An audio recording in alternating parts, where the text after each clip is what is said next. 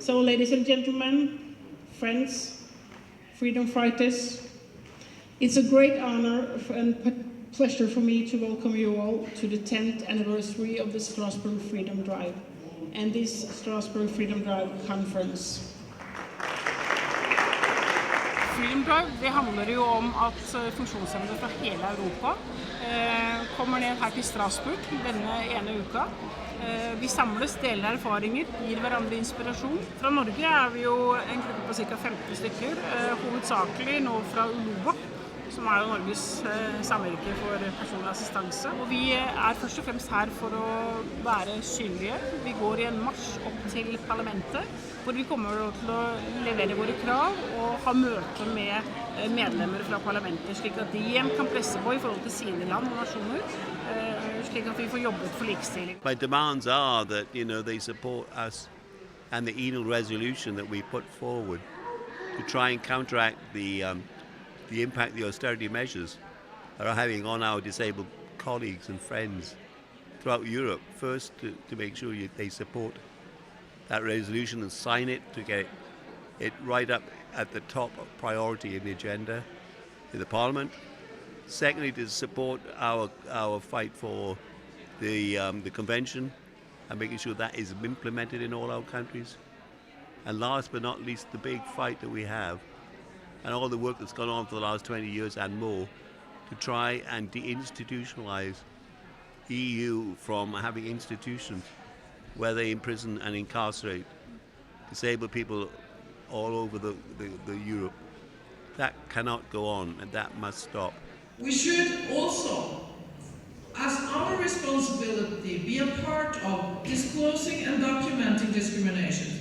Det jeg prøvde å gjøre var på en måte å fortelle folk hvor viktig det at de engasjerer seg i hva slags håndhevingssystem de har i sitt eget land.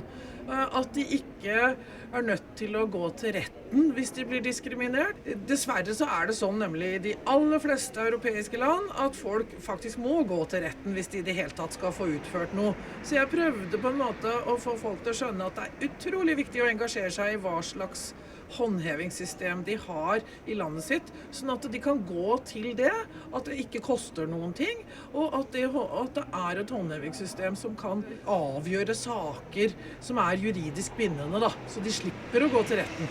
We are at a time now where we need to look at what is stopping young people from being involved in the movement and to find solutions. It starts with giving young people a voice and the opportunity to help with the valuable work that our organizations do. Why I am here? Because everybody should be here, but some of them just don't dare.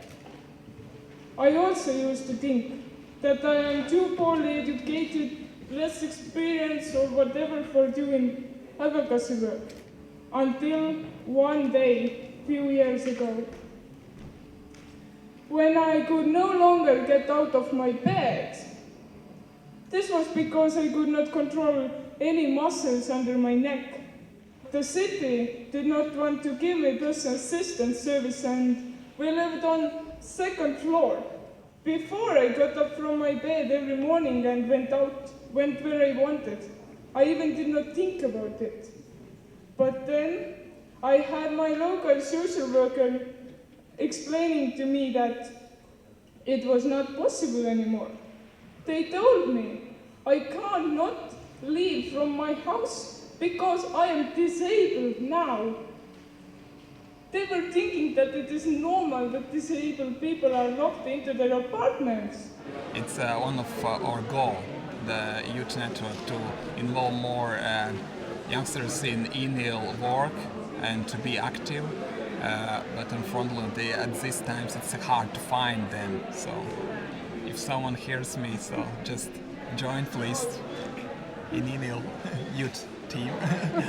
We need to be kind to each other, also on a personal level, because we need strength, we need unity, we need to feel that we are working for the same goal in order to get the energy and the strength it takes to do all these changes that we have ahead of us. only together we shall overcome. Håper jo at I fremtiden så vil det ikke bare være lobbyister, medlemmer fra Uloba, men det vil også være flere funksjonshemmede fra hele Norge som tar turen nedover her og blir med I denne viktige kampen her nede.